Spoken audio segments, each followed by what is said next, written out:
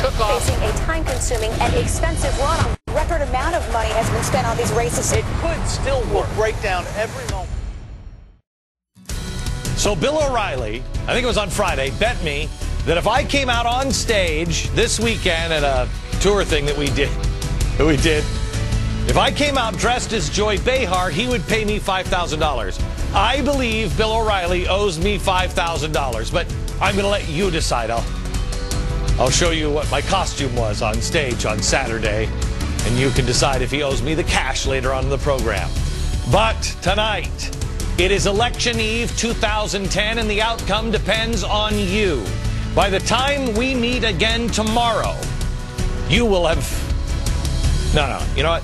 Make a promise to yourself right now that you will have exercised your right to vote by the time that we meet tomorrow. If that means you're late for tomorrow's show, well, don't be aware of your priorities, man. Don't be late. I mean, we have DVRs for a reason. It's not 2008 anymore. This time, Washington, America is awake and ready for real change. It's up to you, America, to chart the course for the future of the Republic. It is time for your voice to be heard. It is time for you to cast your vote.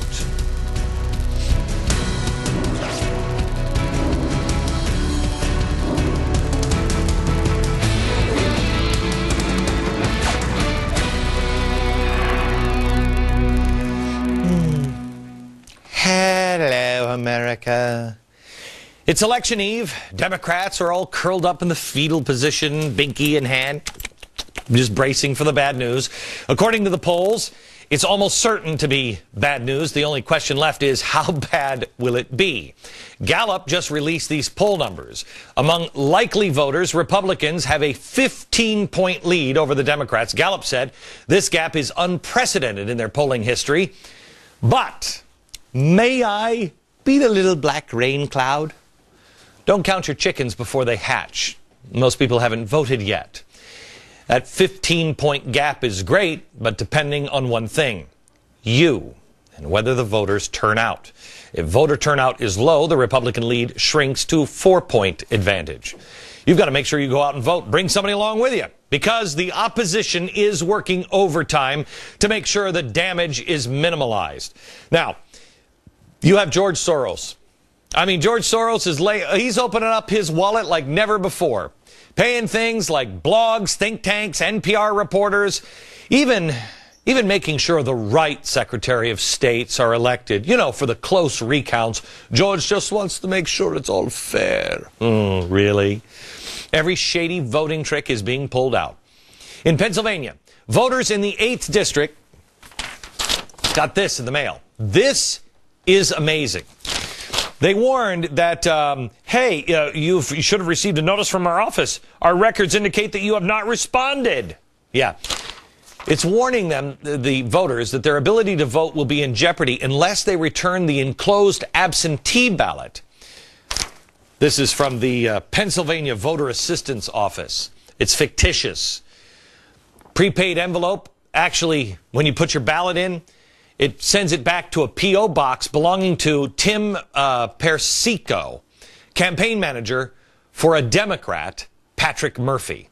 Patrick, you should be ashamed of yourself. Quite honestly, doing stuff like this should put you guys in jail. We're going to find out tomorrow if America has, in the last 2 years, learned enough. And you want real change. And by change, I don't mean putting the Republicans back in power. I mean, although, did you see the crowd cheer for George W. Bush? Wasn't he like one of the most unpopular men? I mean, he was like Jack the Ripper when he left. Now everybody's like, oh, good. Oh, George. Oh. I mean, it was wild last night.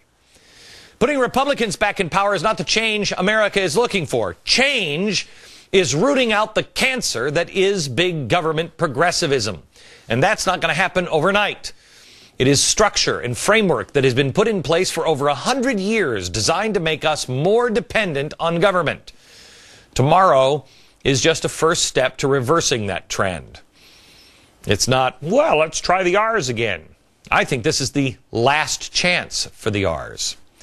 America wasn't awake in 2008. We got on the hoppity change bandwagon, but that change was never really clearly defined. So may I? Let's clearly define change this time around. Change. Reduce the size of government. Prosecute lawbreakers on Wall Street, Main Street, Pennsylvania Avenue, and the border. And let the people create jobs. Get out of our face so small businesses can create jobs. Now, Republicans, you are up 15 points. But quite honestly, that isn't because of you. In many ways, in some cases, it's in spite of you. You have been part of the problem. A smaller part of the problem, but still part of the problem. The debt increased $3 trillion in the last 4 years of Bush. Now, like I said, smaller part of the problem. In the past 2 years, Democrats have added $3 trillion. So we're just going at twice the speed. Do the Republicans support or oppose the principles you stand for? One way to check is if your candidate supports or opposes ballot initiatives like some of these. In Florida, there is a ballot question that asks whether Congress should add an amendment to the U.S. Constitution requiring a balanced federal budget. Yes. In Nevada, they are voting on judicial reform to have the judges appointed by governors. No. How do I know no? Well, if you're in Nevada, did you know that the initiative is being funded by George Soros? Yes. Through groups like Justice at Stake. Soros's Open Society Institute has spent some $45 million on this cause nationwide. Why? Why would he want this? Well, because he already controls many of the Secretary of States. How do you think Al Franken got in Minnesota? If there's a discrepancy, like there is in Nevada right now with the voting machines, don't worry. He's got the right Secretary of State in power, and SEIU can fix those machines like that. Now, if it's kicked to a judge, well, wouldn't it be nice if we just knew we had the judges? In Oklahoma, they're voting on term limits. I mean, who is against term limits at this point? We're not for opening up terms for the president. Why would we not want term limits for everybody else? Not everybody really likes the idea. In fact, the Attorney General added one sentence to the question that some say is an attempt to get the initiative defeated at the polls. Here it is. Limits the ability of voters to re-elect statewide elected officers. Damn right. It's confusing. Term limits means, limit the terms, not just one term. This is meant to scare you. I don't think there's anything more scary than politicians who have been in. What was the seat, Joe, the guy who's been in, he and his dad have been in the same seat since 1933? Is it Dingell? You got to be kidding me. Also in Nevada, they are voting to ban eminent domain. It would prohibit the taking of private property if it's being transferred to a private party. Duh. Legalization of marijuana is on the ballot in 4 states, Arizona, California, Oregon, and South Dakota. Although California's version, backed by George Soros, George, is that you again, is the most pro-pot. It's not just medical marijuana, it's all marijuana. Marijuana cigarettes for everybody. In Colorado, Amendment 61 would prohibit state debt by loan in any form. In Massachusetts, let me ask you, Barney Frank, how are you guys going to pay for the big health care package in Massachusetts when you're rolling the state tax back, the sales tax, from 6.25% to 3%? Maybe you should also cut the size of government in Massachusetts. I'm just a suggestion. Republicans have an historic opportunity here to end business as usual. It's time for the Trent Lotts and the Lindsey Grahams of the world to go bye-bye. Shh. You be quiet now. Tuck yourself in. Go away. Bye-bye. Remember, Trent Lott said the Tea Party was no big deal, and the GOP, well, we're just going to have to co-opt them when they get here. Are you now? You know, Lindsey, John McCain, Trent, maybe you should just sit down. Hey, maybe you guys can get into the back seat and Barack Obama can join you in there because both of you clowns put the damn car into the ditch. Now, let's look at the candidates like Tom Tancredo. He's running for governor in Colorado. Polls have him running within 5 points, as close to 3 points to the Democratic frontrunner. I want to show you his momentum. Look at this. He enters the race here. Everybody else, here's Hickenlooper. Everybody else has been in the race. Here's the Republican. This is where he enters the race. Look at this. Never been done. Never been done. Then there's also Ruth McClung. We had her on, I think it was on Friday's show. She's the 28-year-old scientist who decided she wasn't going to sit on the sidelines anymore. She wanted to run for Congress.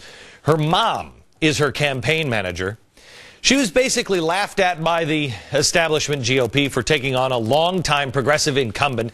Everybody said, unbeatable. They even called it political suicide mission. But now that she's pulled into, by 2 recent polls, a dead heat with that powerful progressive, the GOP has come running, offering her money. God bless you, Ruth. This woman in Arizona. She turned the money down, saying, I'm sorry, GOP, but I think your money comes with strings attached. Ruth, you are exactly the kind of person we need. These are 2 examples, and there are countless more popping up all around the country. So while it looks like good news, I want you to know, little black rain cloud Glenn is here. There's still a danger. And here's the biggest danger. Heading into the 1946 election, the Republicans hadn't seen majority in years, since 1928. They had gained 55 seats in the House and 13 in the Senate. 2 years later, they lost 75 seats to the Democrats. They were labeled a do-nothing Congress, and after that election, Republicans would suffer a 42-year drought for control of Congress. Obama, I believe, and George Soros, spooky dude, is planning on doing exactly the same thing. How do I know? Well, before they could obstruct anything, he was already calling the Republicans obstructionists. Combine that with Trent Lott type saying that they're just going to co-opt the Tea Party members. Then there's a story in Politico today. This story bothers me on so many levels. Let's start with the obvious one. Politico is saying now that after the election, the GOP elites, their next target is stopping Sarah Palin. All right, should this story be true? Memo to the establishment Republicans. If you don't take the advice of the Tea Party and instead try to eat them up, in 2 years, you will be able to spell GOP, and America will do it. They'll spell it like this: W-H-I-G.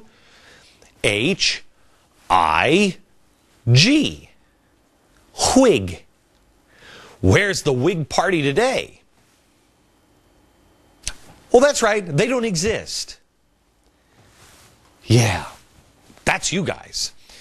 What establishment Republican and Democrats are doing right now is ridiculous. Didn't they say it was bad for the system to have a third party power around? Don't create a third party. So what did the Tea Partiers do? They did it the right way. See, Americans play by the rules. They did it the right way. They went in and they went into the caucuses and the primaries, and they got Tea Party candidates elected as the GOP candidates. Well, the establishment on both the right and the left don't like it. The establishment candidate in Alaska is now running as an independent.